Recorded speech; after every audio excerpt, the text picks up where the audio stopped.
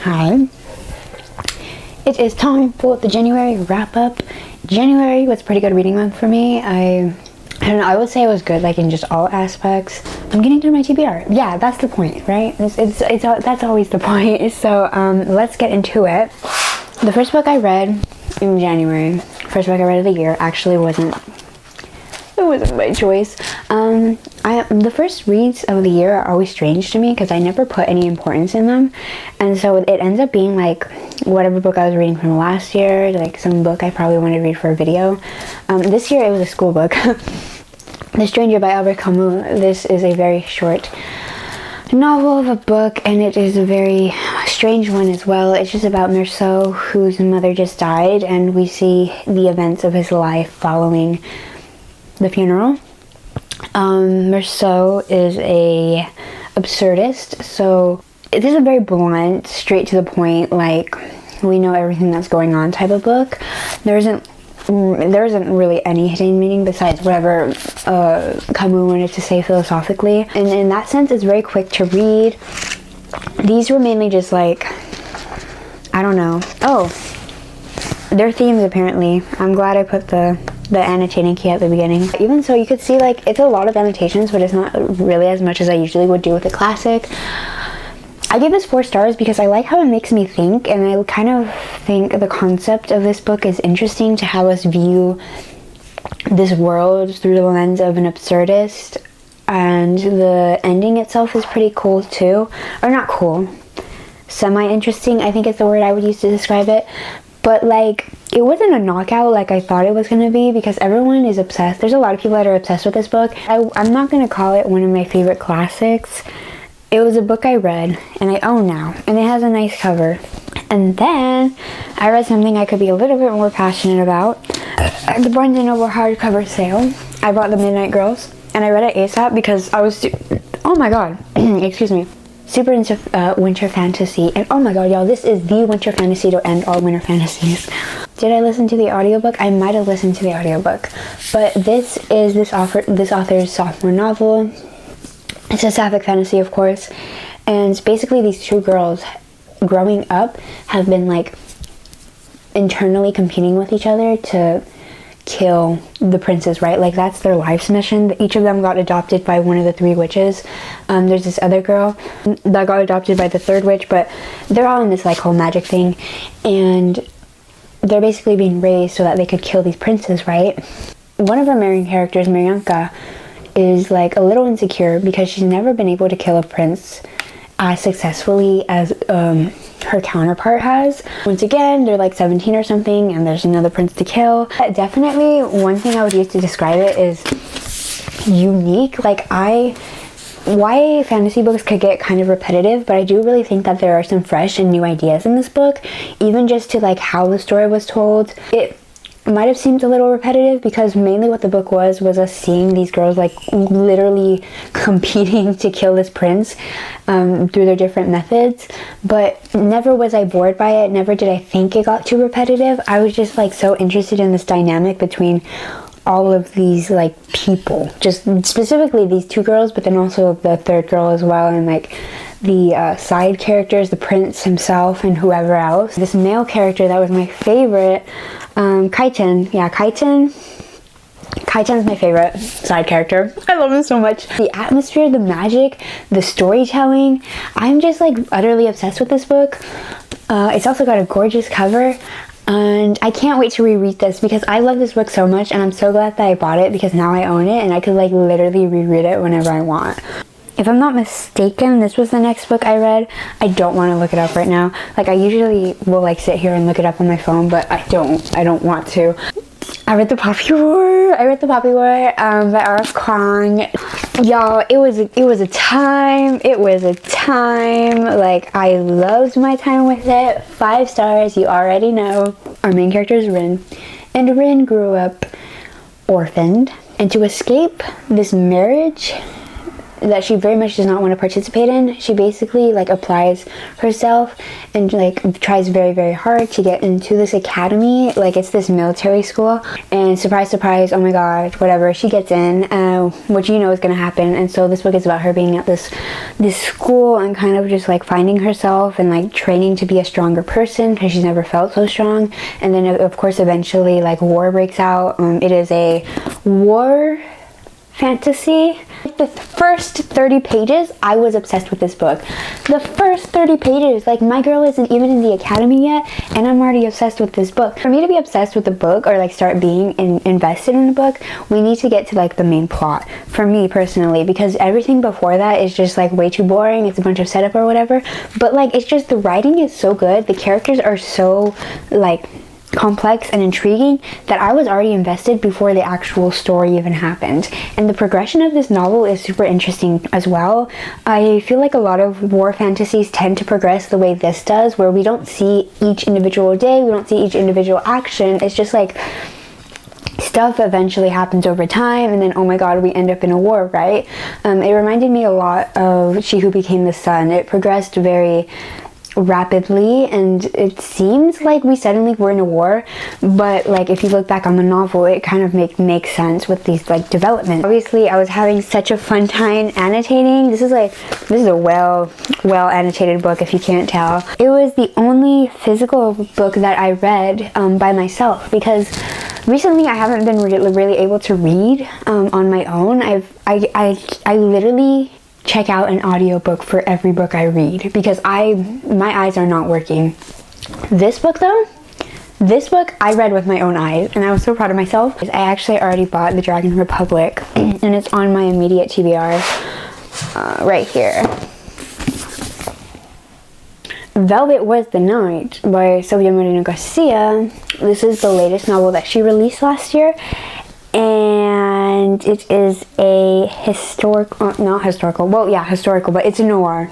And I've never read a noir, and I think I enjoy noirs better in like movie form.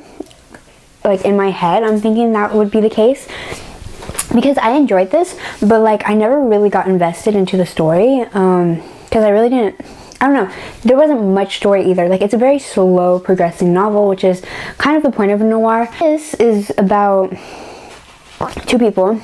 Our main female character is Maite, who is this very boring woman, and that's basically her personality trait, right? And we also have Elvis, who is this like gangster kind of person, a very like non-hardcore gangster, and he's obsessed with like rock and roll, which is like very dangerous during the 70s. Like Maite's neighbor ends up going missing, and both of them kind of get swept into like trying to figure out where she is. Maite's trying to figure out where she is. Elvis is trying to find her for a certain reason, orders from the boss. So it's kind of that story, and like I said, it's a very slow progressing mystery. Definitely an interesting world, very unique characters and interesting relationships between the characters themselves. Like when you have such unique personalities all interacting with each other, I think it creates very interesting dynamics. But like besides that, the only interesting part about the plot was the ending. After reading the ending, I had like an urge to reread it just to see if I could appreciate it better somehow. So I'll definitely do that in the future, but I give this a 3.5 for now. Or the Mind F series. My ST Abby. Yeah, everyone was reading this series this month. I love to be on the hype, honestly. Like, I'm a very easily influenced person. I think we already know this. But what this series is about is this woman who meets this guy. We have Lana and Logan, power couple, honestly. Lana, now how do I want to say this? Logan is an FBI profiler, I think. They meet at a bar, right? He's an FBI agent. And Lana is a serial killer. But like not just a psychotic serial killer. The killings have a motive behind them. A very good motive too. Definitely not as like crazy as I thought it was going to be, but still very good. Still very, very, very good. Like I very much enjoyed my time with this series. A lot. Like a lot. Like a new favorite series for sure. Book number 1, The Risk. Definitely a great setup. I loved how they got together very quickly. it's about Lana and her story, and her trying to like seek revenge upon these people that not killed her, that like hurt her really badly, right?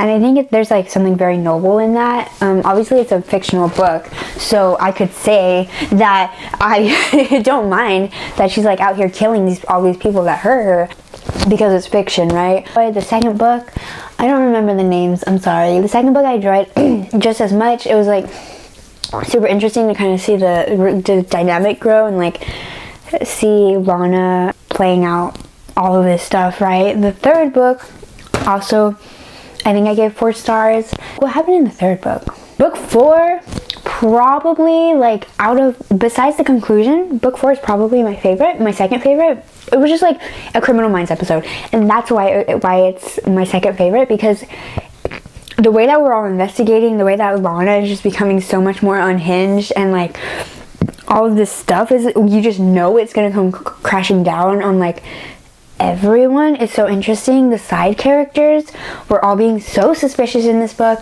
I was super into this one, 4.5 stars. And then the conclusion, it was just such a perfect conclusion in my opinion to like this completely unhinged series with all these like very, very dark themes.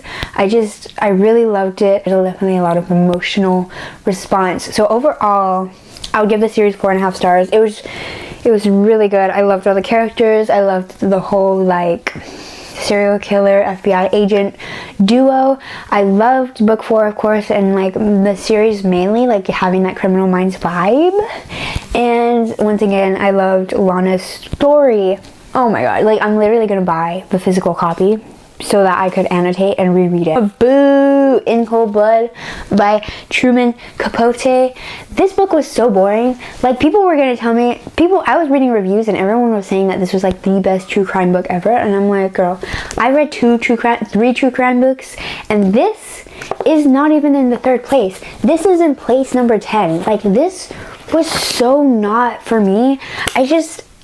I like the angle and like trying to see, you know, from the viewpoint of one of the suspects, but like I don't like the way that the case details were revealed. I didn't like I did like the writing. It wasn't for me.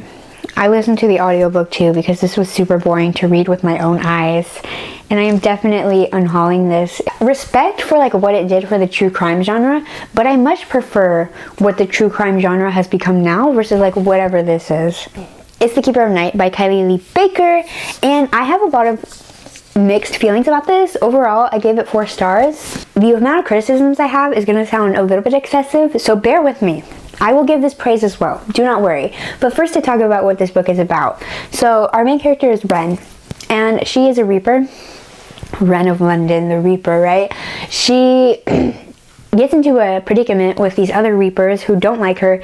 She's mixed, half Japanese, half white, so like, or European white, you know, so she's never been treated with any respect. Nobody ever sees her as a Reaper. They mainly see her as like a Shinigami in London, which is like the other part of her identity, basically gets like ran out of London.